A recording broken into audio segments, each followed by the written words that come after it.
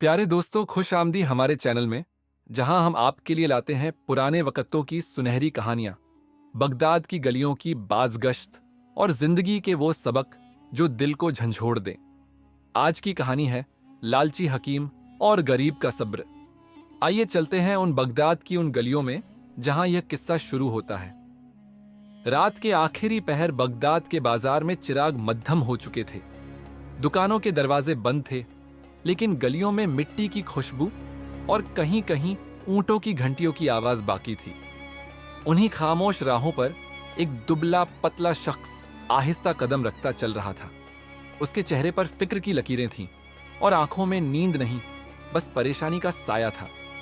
यह था अहमद, एक मजदूर जिसका बेटा कई दिनों से बीमार था। घर में दाखिल हुआ तो बीवी फातिमा चिराग के करीब बैठी तस्बीह पढ़ रही थी।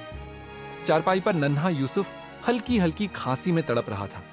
फातिमा ने शौहर को देखकर पूछा, कुछ दवा मिली? अहमद ने जेब से छोटी बोतल निकाली जिसमें बस कुछ कतरे बाकी थे। थकी हुई आवाज में बोला, यही बची है। हकीम करीम ने कहा है, अगर आराम ना हुआ तो जाफरानी खास का शरबत लेना होगा, मगर बहुत महंगा है। फातिमा ने आह भरी और बच्चे की पेशानी पर हाथ रखा। बुखार तपिश की तरह भड़क रहा था। उसकी पलकों पर नमी आ गई, मगर होंठों पर सब्र का कलमा था। अहमद, हमने अपनी सी कोशिश की है, बाकी अल्लाह पर छोड़ देते हैं। अहमद ने बीवी की तरफ देखा। दिल में सोचा कि सब्र तो कर रहा हूं, लेकिन अगर दवा ही ना मिली तो बेटे की सांसें कब तक चलेंगी। उस रात दोनों मियां बीवी चिराग के गिर्द बैठे बच्चे को देखते रहे। कभी दुआ करते, कभी खामोश हो जाते। सुबह की अजान के साथ बगदाद जागा। मसाला फरोशों की आवाजें, पानी भरने वाली औरतों की खड़खड़ और गलियों में बच्चों की हंसी। मगर अहमद के दिल में सिर्फ एक ही बात थी, आज चाहे कुछ भी हो, हकीम करीम के पास जाना है। हकीम करीम की दुकान बाजार के बीचों बीच थी। दरवाजे पर रेशमी पर्दे, अंदर ईरानी कालीन, दीवारों पर रंगीन शीशियां और खुशबू ऐसी जैसे बाग अदन से आई हो। दुकान की पेशानी पर सुनहरी खत में लिखा था, शफ़ा अल्लाह के हाथ में है सबब। हमारे पास है। हकीम करीम ऊंची कुर्सी पर नींदाज था। हाथ में आबनूस की तस्बीह, चेहरे पर गुरूर की मुस्कुराहट। मुलाजिम ने अहमद को ऊपर से नीचे तक देखा। गर्द आलूदा कपड़ों पर हंसी दबाकर कहा, जल्दी बता, हकीम साहब के पास वक्त कम है। अहमद ने अदब से कहा, मेरे बेटे की हालत बिगड़ गई है। जो दवा ली थी उससे आराम नहीं आया। करीम ने तस्बीह के दाने चलाए और भारी लहजे में पूछा। बच्चे का नाम यूसुफ। करीम ने आंखें बंद करके सोचने का ड्रामा किया, फिर बोला, यह मर्ज आम नहीं, रगों में गर्मी, आग की बंदिश और खून की खराबी सब इकट्ठा है। आम दवा बेकार है, तुम्हें जाफरानी खास का शरबत चाहिए। अहमद ने डरते डरते करीम से पूछा, कीमत? करीम के होंठों पर तंजिया मुस्कुराहट आई। कीमत शफा की कोई कीमत नहीं, फिर भी क्योंकि यह शरबत नायाब है, एक शीशी के 100 दीनार होंगे। सिर्फ 3 खुराकें, 100 दीनार। अहमद के कदम डगमगा गए। हकीम साहब, मैं तो मजदूर हूं, कल बीवी के जेवर बेचकर ही दवा लाया था, अब बस कुछ सिक्के बचे हैं। करीम ने सर्द निगाह डाली। मेरी दुकान खैरात का घर नहीं। हाँ तो पूरी कीमत दो या दरवाजा सामने है। अहमद ने जेब से कुछ सिक्के निकाले, गिने, 40, 41, 42, बस इतने ही। उसकी आवाज लरज गई, यह ले लीजिए, बाकी मैं शाम तक ले आऊंगा। करीम ने हाथ भी न बढ़ाया, जब तक 100 दीनार पूरे न हो दवा नहीं मिलेगी। अहमद ने निगाहें झुका लीं। दिल में तूफान था। अचानक उसे अपने घर के कोने में रखी लकड़ी की पेटी याद आई। उस पेटी में उसके बाप का पुराना सुनहरा सिक्का था, सालों से संभाला हुआ। वह तेजी से पलटा, घर गया, पेटी खोली। सिक्का सूरज की किरणों की तरह दमक रहा था। फातिमा ने आंखों में आंसू लिए कहा, यह आखिरी निशानी है, लेकिन बच्चे की जान ज्यादा कीमती है, ले जाओ। अहमद ने सिक्का मुट्ठी में दबाकर दोबारा हकीम करीम की दुकान पर कदम रखा। सिक्का देखकर करीम की आंखें लम्हा भर को चमक उठी। उसने मुस्कुराकर कहा, अच्छा, एक शीशी मिल सकती है। अलमारी से रेशमी कपड़े में लिपटी बोतल निकाली।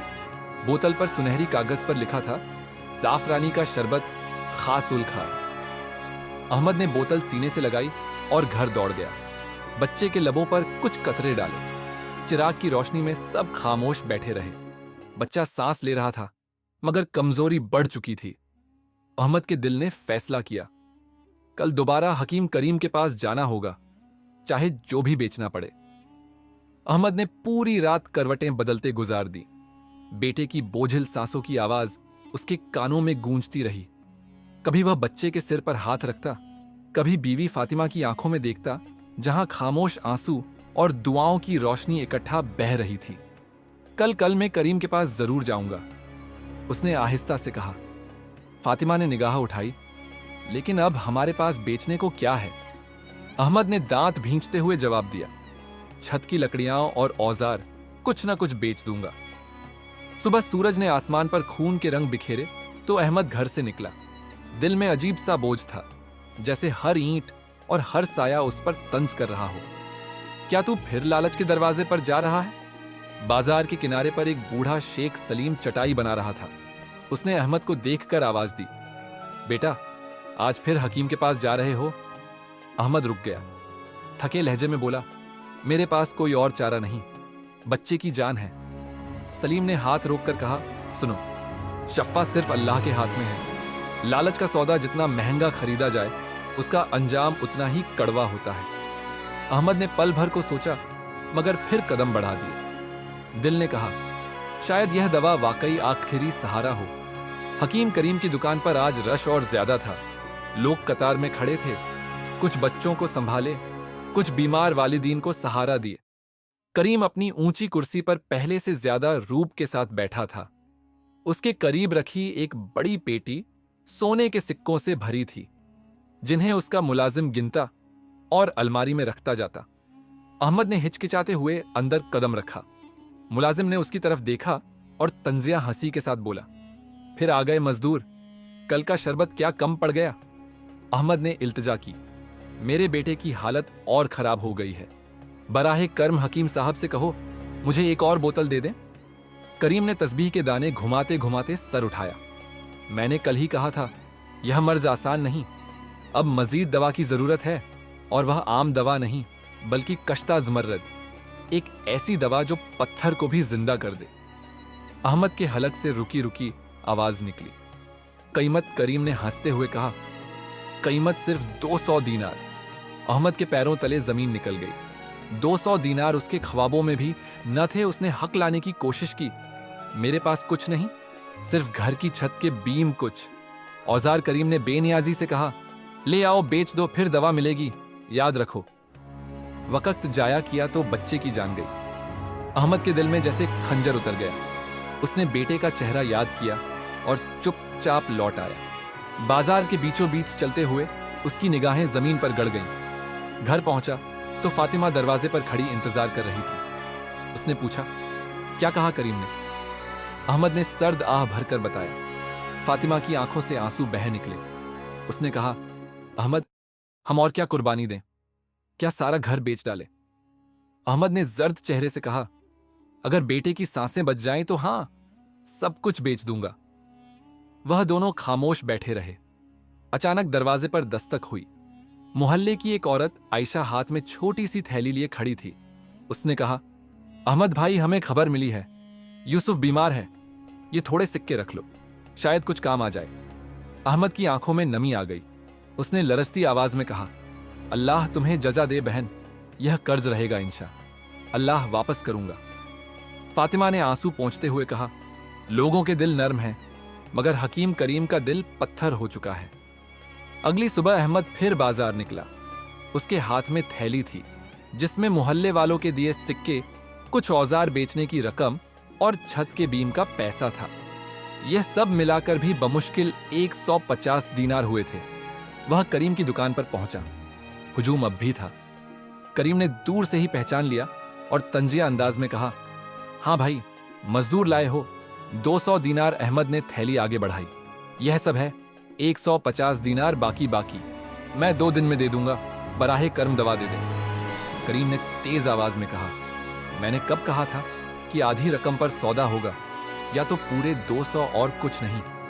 अहमद के आंसू बह निकले। उसने हाथ जोड़ दिए, मेरे बच्चे पर रहम करें हकीम साहब, दुकान में मौजूद लोग यह मंजर देखकर चुपचाप हो गए, मगर करीम का चेहरा पत्थर बना रहा। उसने मुलाजिम को हुक्म दिया, इसे बाहर निकालो। मुलाजिम ने अहमद को धक्के देकर बाहर निकाल दिया। अहमद जमीन पर गिर पड़ा और लोग सरगोशी करते हुए आगे बढ़ गए। किसी ने कहा, यह हकीम शफा नहीं, दौलत का पुजारी है। दूसरा बोला, कभी न कभी उसका अंजाम भी आएगा। अहमद बमुश्किल उठा और दीवार से लगकर खड़ा हो गया। उसके होंठों पर बेसख्ता अल्फाज निकले, ए मेरे अल्लाह में बेबस हूं, लेकिन तेरा दर कभी खाली नहीं। घर वापस आया तो फातिमा ने उसे देखते ही पहचान लिया कि दवा न मिली। उसने बेटे को सीने से लगाया और शौहर की तरफ देखकर कहा, अब हमें दवा के पीछे नहीं भागना, हमें अल्लाह के दर पर गिरना है। अहमद ने थके लहजे में कहा, हां फातिमा, अब सब्र ही हमारा सहारा है। रात ढली। अहमद ने मस्जिद जाकर सजदे में आंसू बहाए। मोहल्ले के कुछ लोग भी उसके साथ शरीक हो गए।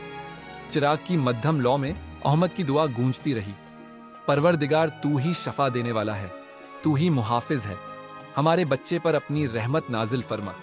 बाहर आसमान पर बादल छा गए थे। बगदाद की फजा में एक अजीब सा सुकूत उतर आया, गोया कोई फैसला करीब था। रात की तारीकी ढल गई। बगदाद के आसमान पर सूरज ने पहली किरण डाली, मगर अहमद के दिल के अंधेरे जून के तून रहे। उसने अपने बेटे यूसुफ की सांसें सुनी, जो कभी धीमी हो जाती और कभी तेज। फातिमा ने शौहर की तरफ देखकर आहिस्ता से कहा, अहमद दवा ना मिली, मगर देखो बच्चा अब भी सांस ले रहा है, शायद अल्लाह हमें आजमा रहा है। अहमद ने बीवी के हाथ थामकर कहा, हां फातिमा, सब्र में ताकत है, लेकिन दिल में एक खौफ है कि कहीं वक्त हाथ से न निकल जाए। फातिमा ने आंखें पोंछे और धीरे से बोली, जब दुनिया का दर बंद हो जाए तो खुदा का दर खुल जाता है, हमें साबित कदम रहना होगा। उसी वक्त मोहल्ले के कुछ लोग दरवाजे पर आ गए। एक ने कहा, अहमद भाई, हमने कल बाजार में देखा कि हकीम करीम ने तुम्हें धक्के देकर निकाला, यह कहां का इंसाफ है? दूसरे ने गुस्से से कहा, वह तो शफा नहीं बेच रहा, बस सोना कमा रहा है। तीसरे ने मशवरा दिया, हम सब मिलकर काजी के पास शिकायत करें। अहमद ने आहिस्तगी से जवाब दिया, मैं कमजोर आदमी हूं, काजी के दरबार तक कैसे पहुंचूं? फिर अगर हकीम करीम के खिलाफ बोला तो वह मेरा दुश्मन बन जाएगा। एक बूढ़ी औरत बोली, बेटा दुश्मनी से डरना नहीं चाहिए, जब किसी की जान दांव पर हो तो आवाज उठाना लाजिम है। अहमद सोच में डूब गया। उसने सबका शुक्रिया अदा किया और कहा, अगर मेरा बेटा सलामत रहा तो मैं जरूर काजी के सामने सच बयान करूंगा। अभी दुआ कीजिए। बाजार की गलियों में हकीम करीम की शोहरत मजीद बढ़ती जा रही थी। उसने अपनी दुकान पर एक नया तख्ती लगवाया, जो मर्ज न ठीक हो वह भी हमारे शरबत से शिफा पाएगा। लोग दूर दूर से आने लगे, कोई ऊंटों पर बैठा आता, कोई काफिले के साथ। दुकान पर रश बढ़ गया और करीम के खजानों में सोने के ढेर लग गए, मगर उसके दिल में सुकून न था। हर मरीज को देखते वक्त उसकी आंखों के पीछे सिर्फ एक सवाल होता, उससे कितने दीनार निकलेंगे। मुलाजिम ने एक दिन कहा, हकीम साहब अब दिन रात दौलत समेट रहे हैं, मगर लोग चुपचाप सब कुछ बर्दाश्त कैसे कर रहे हैं? कहीं कोई फसाद ना खड़ा हो जाए। करीम ने गुरूर से हंसकर जवाब दिया, बगदाद के लोग भोले हैं, उन्हें इल्म नहीं कि शफा किसके हाथ में है। मेरे अल्फाज उनके लिए कानून है। जब मैं कहूं कि मर्ज खतरनाक है तो वह डर कर खुद अपनी जेबें खाली कर देते हैं। मुलाजिम ने दबे लफ्जों में कहा, मगर कल बाजार में अहमद को धक्के देने पर लोग बातें कर रहे थे। करीम ने अबरू चढ़ाकर कहा, एक मजदूर की क्या हैसियत, उसका बच्चा अगर मर भी गया तो किसको फर्क पड़ेगा, कल तक सब भूल जाएंगे। इधर अहमद के घर में हालात मजीद कठिन हो रहे थे। यूसुफ का बुखार कम ना होता, कभी कपकपी लगती और कभी घंशी तारी हो जाती। अहमद रात रात भर उसके पास बैठा रहता। कभी बेटे को देखकर दिल कमजोर पड़ जाता, कभी बीवी के सब्र भरी बातें सुनकर हौसला बढ़ता। एक रात फातिमा ने शौहर की तरफ देखा और धीमी आवाज में कहा, अहमद, अगर हम हकीम करीम के पास न गए तो क्या होगा? अहमद ने हैरत से कहा, क्या मतलब? फातिमा ने आह भरी, मैं सोचती हूं कि अगर वही शफा का दरवाजा होता तो हमारे पास कुछ ना कुछ आसानी जरूर आती। मगर शायद अल्लाह हमें यह दिखा रहा है कि असल शफा उसके हाथ में है, करीम के नहीं। अहमद ने गहरी सांस ली। हो सकता है तुम दुरुस्त कह रही हो, लेकिन मां बाप का दिल बेटे को तड़पता नहीं देख सकता।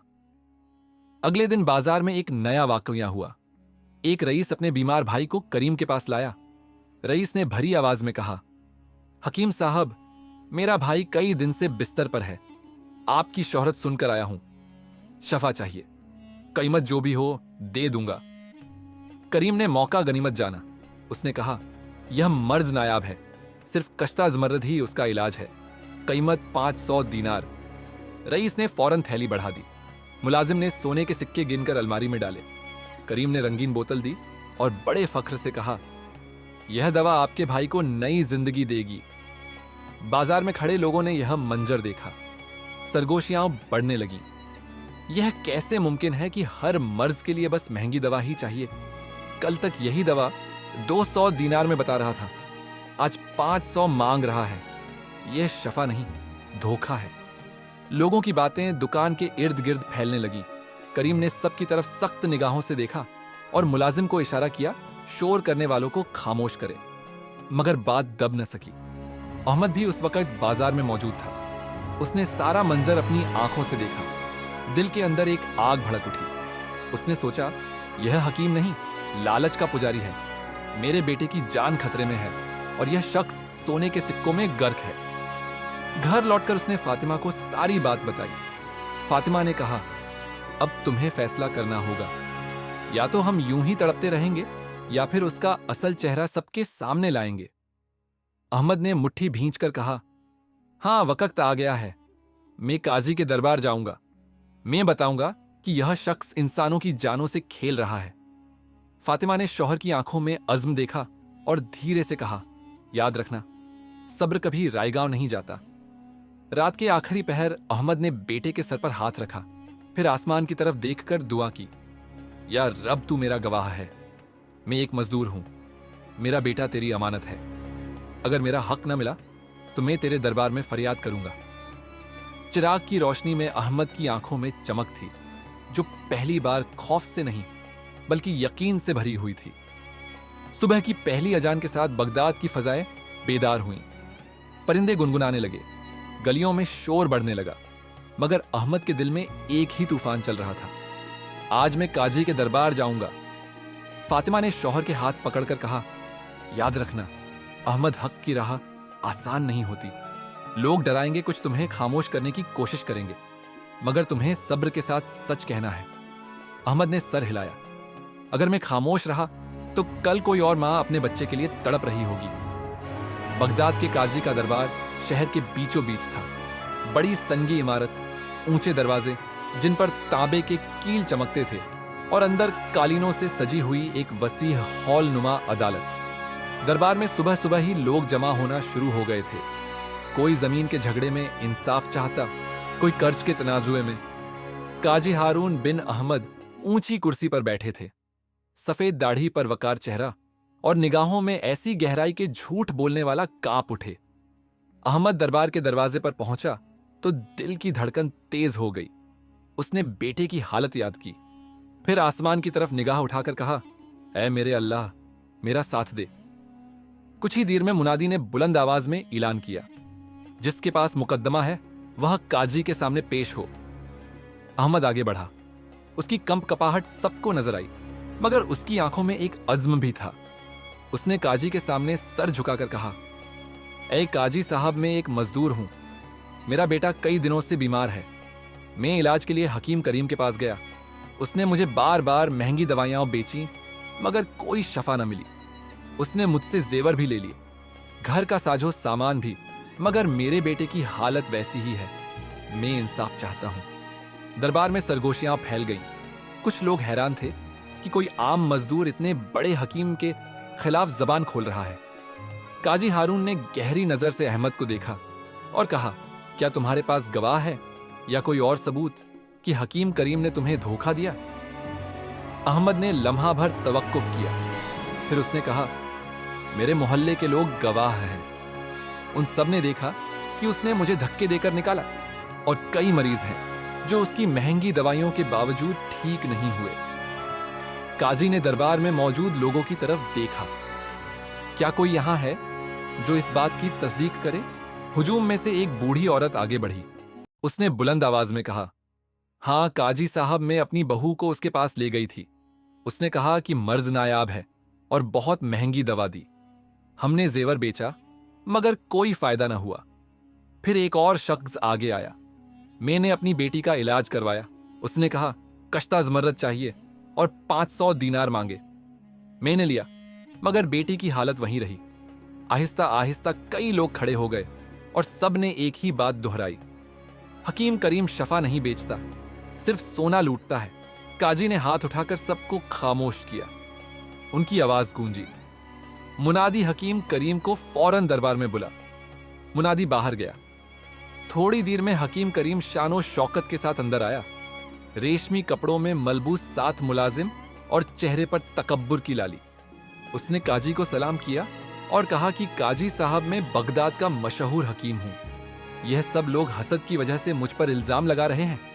मैंने कभी झूठ नहीं बोला और मेरी दवा से हजारों लोग शफा पा चुके हैं। काजी ने सख्त लहजे में कहा, यह तुम्हारा दावा है मगर तुम पर इल्जाम है कि तुमने गरीबों को लूटा, उनको महंगी दवाइयां बेची और धक्के देकर निकाला। तुम क्या जवाब देते हो? करीम ने गुरूर से कहा, शफा अल्लाह के हाथ में है। अगर कोई मरीज ठीक ना हो तो उसमें मेरा क्या कसूर, और अगर दवा महंगी है तो यह मेरा हक है। नायाब चीजें सस्ती नहीं होती। अहमद ने हिम्मत करके कहा, ए काजी, अगर दवा नायाब है तो फिर हर मरीज के लिए एक ही दवा क्यों? मेरे बेटे, उस बूढ़ी के बेटे और उस रईस की बहन, सबको एक ही दवा दी गई, सिर्फ कीमत मुख्तलिफ बताई गई। हुजूम में शोर मच गया। लोग कहने लगे, हां, यही सच है, हर मर्ज के लिए वही दवा, बस कीमत बढ़ाता है। काजी ने गहरी सांस ली और करीम से कहा, तुम पर धोखे का इल्जाम साबित हो रहा है, लेकिन इंसाफ जल्दी नहीं होता। मैं 3 दिन की मोहलत देता हूं ताकि मजीद गवाह और सबूत सामने आए, उसके बाद फैसला होगा। करीम ने तैयुर बदलते हुए कहा, काजी साहब, आप बड़े हैं मगर मैं बगदाद के रईसों का हकीम हूं। अगर आपने मेरे खिलाफ फैसला दिया तो बड़े बड़े लोग नाराज होंगे। काजी की आंखों में चमक आई। उन्होंने सख्त लहजे में कहा, इंसाफ किसी रईस का मोहताज नहीं। अगर तुम सच्चे हो तो डरने की जरूरत नहीं, और अगर झूठे हो तो अंजाम से बच नहीं सकते। दरबार खत्म हुआ। अहमद बाहर निकला तो कई लोग उसके पास आ गए। एक ने कहा, भाई, तुमने बड़ा कदम उठाया है, हम सब तुम्हारे साथ हैं। दूसरे ने कहा, हम भी गवाही देंगे, करीम के लालच ने हमें बहुत नुकसान पहुंचाया है। अहमद ने उन सब का शुक्रिया अदा किया। उसकी आंखों में आंसू थे मगर दिल में सुकून। उसने सोचा, आज पहली बार मैंने जुल्म के खिलाफ आवाज बुलंद की है। यह मेरी आजमाइश है और मेरा सब्र। उस रात अहमद घर लौटा। फातिमा ने उसके चेहरे पर अज़्म देखा और कहा, अल्लाह तुम्हें साबित कदम रखे। 3 दिन की मोहलत है, दुआ करो कि सच गालिब आए। अहमद ने बेटे के पास बैठकर उसकी सांसें सुनी। उसने दिल ही दिल में कहा, यूसुफ बेटा, अगर तुम जिंदा रहे तो यह कहानी तेरे लिए रोशनी होगी, और अगर तुम न रहे तो तेरा बाप फिर भी जुल्म के खिलाफ डटा रहेगा। चिराग की लौ लरजती रही। बाहर बगदाद की हवाएं सरगोशी कर रही थीं, जैसे कह रही हों, अंजाम करीब है। दरबार से निकलते हुए हकीम करीम के कदमों में गुरूर की चाल थी। उसने अपने मुलाजिम से कहा, यह सब तमाशा है। काजी 3 दिन बाद भी मेरे सामने कुछ न कर सकेगा। बगदाद के रईस मेरा नाम लेते हैं। मैं चाहूं तो काजी को भी बीमार कहकर दवा बेच दूं। मुलाजिम ने चापलूसी की। हुजूर, आप तो हिकमत के शहंशाह हैं। एक मजदूर की क्या बसात कि आपको ललकारे। करीम ने कहा लगाया, यही गरीब लोग मेरे नाम पर लरजते हैं। 3 दिन बाद यह सब भाग जाएंगे। रात को वह अपने आलीशान हजरे में बैठा कहवे की चुस्की ले रहा था। दीवारों पर सुनहरी चिराग झिलमिलाते थे और सामने शीशे की अलमारी में कीमती शीशियां और इत्र की बोतलें सजी थी। मगर उसी रात करीम को अचानक सीने में तेज दर्द महसूस हुआ। उसने घबराकर मुलाजिम को बुलाया, दौड़ दवा की बोतल ला। मुलाजिम भागा मगर करीम के हाथ कांप रहे थे। पसीना माथे से बह रहा था, सांस रुक रुक कर आ रही थी। उसने अपनी शीशी से दवा पी, मगर दर्द कम न हुआ। या अल्लाह, यह क्या हो रहा है? वह कराह कर बोला। सुबह होते ही खबर फैल गई कि हकीम करीम शदीद बीमार हो गया है। पूरे बगदाद में हलचल मच गई। वही करीम जिसे सब ताकतवर समझते थे, बिस्तर पर तड़प रहा था। अहले मोहल्ला दरवाजे पर जमा हुए, कुछ कहने लगे, यह अल्लाह का इंसाफ है। दूसरे सरगोशी करने लगे, कल ही गरीबों पर गुरूर कर रहा था, आज खुद दवा के लिए मोहताज है। करीम के हजरे में कीमती दवाइयां भरी थीं, मगर कोई भी उसकी तकलीफ कम न कर सकी। उसने एक शीशी पी, फिर दूसरी, फिर तीसरी, मगर दर्द बढ़ता ही गया। उसी दौरान उसके कमरे में एक आवाज गूंजी। यह उसका मुलाजिम था। हुजूर, शहर के लोग बाहर जमा हैं। वह सब हंस रहे हैं और कह रहे हैं कि हकीम की दवाइयां किसी को नहीं बचा सकती, खुद हकीम को भी नहीं। करीम ने गुस्से से कराहते हुए कहा, चुप कर, उन्हें अंदर ना आने देना। मैं उन्हें देखना नहीं चाहता, मगर दरवाजे के पार हुजूम की आवाजें साफ सुनाई दे रही थी। यह वही है जो हमसे सोना लेता था। यह वही है जिसने हर मर्ज के लिए एक ही शीशी बेची, अब खुद अपनी दवा से शफा लेकर दिखाए। करीम ने आंखें बंद की। पहली बार उसके दिल में खौफ ने डेरा डाला। अगर मेरी दवा ने मुझे न बचाया तो लोग मुझे झूठा कहेंगे, मेरा नाम खत्म हो जाएगा। उसने मुलाजिम को बुलाया। अहमद कहाँ है? वह मजदूर, उसे बुला लाओ। मुलाजिम हैरान हुआ। हुजूर, वही अहमद जिसने दरबार में शिकायत की। हाँ, उसी को मुझे उससे बात करनी है। इधर अहमद अपने मकान में बेटे के पास बैठा दुआ कर रहा था कि दरवाजे पर दस्तक हुई। मुलाजिम हाँपते हुए बोला, अहमद, मेरे आका हकीम करीम बीमार हैं, वह तुम्हें बुला रहे हैं। अहमद के दिल में अजीब सा तस्सुर उभरा। एक लम्हे को वह सोचने लगा, यही शख्स कल तक मुझे हकीर समझता था, आज खुद मुझे बुला रहा है। फातिमा ने उसकी तरफ देखा।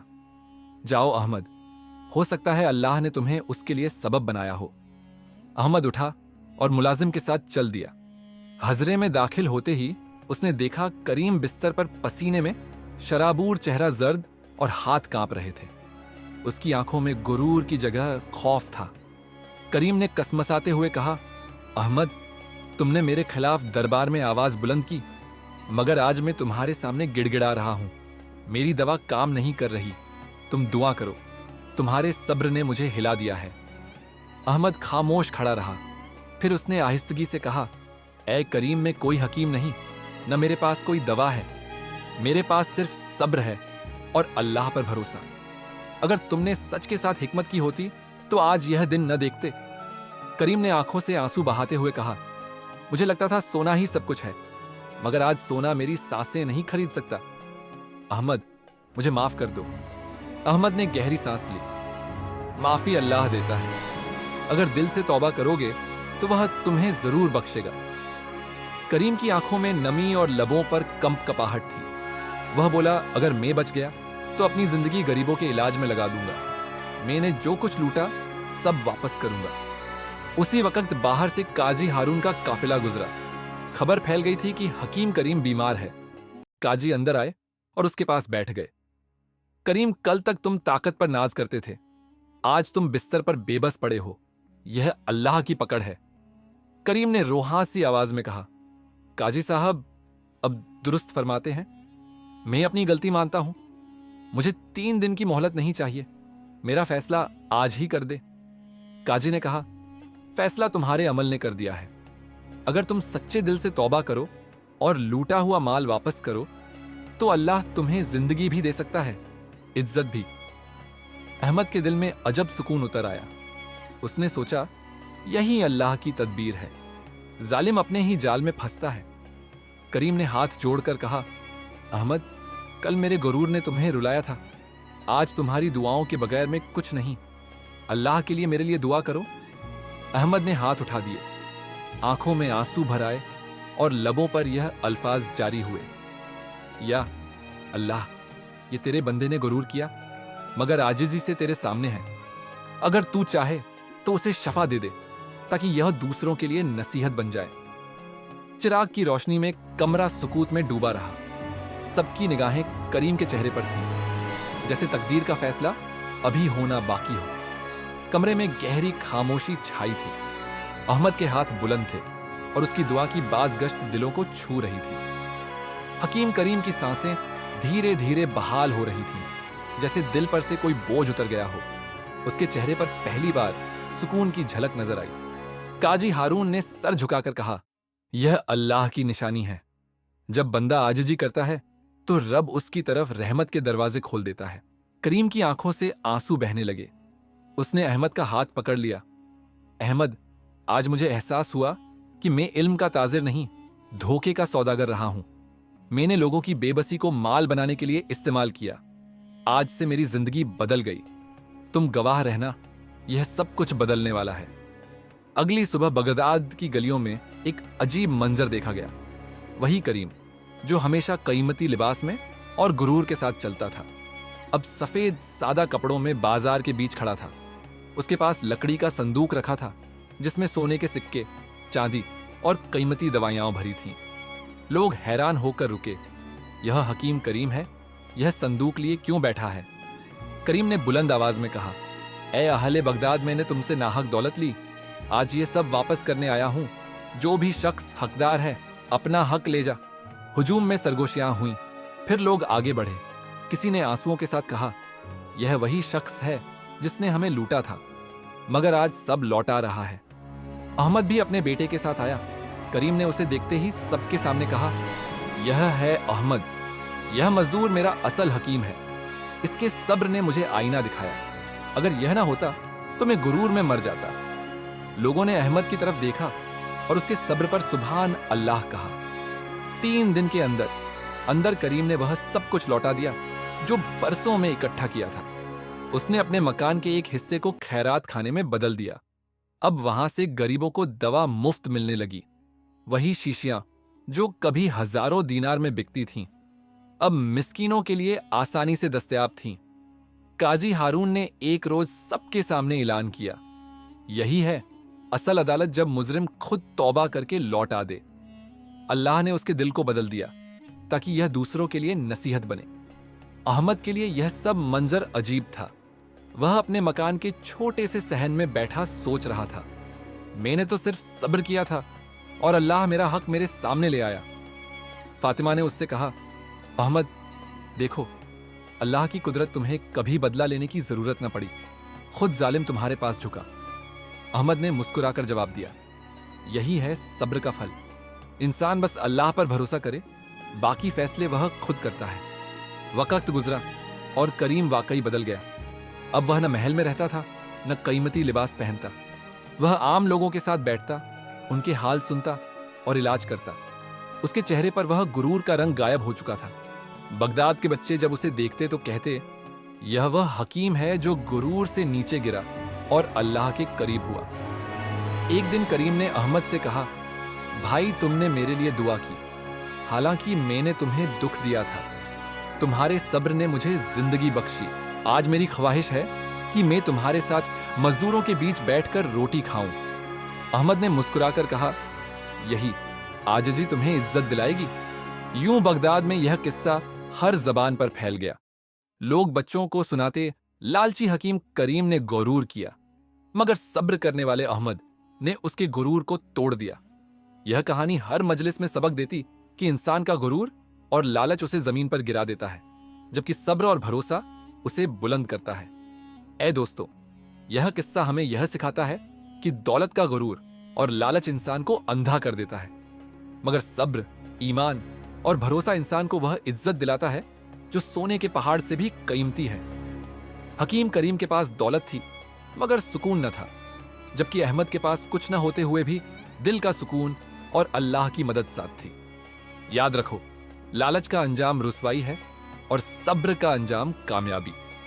अगर यह कहानी आपके दिल को लगी और आप चाहते हैं कि ऐसी ही सबक आमोज और पुरानी बगदाद की सुनहरी कहानियां आप तक पहुंचती रहें, तो अभी हमारे चैनल खजाना ए मालूमात को सब्सक्राइब कीजिए, कमेंट कीजिए और शेयर कीजिए।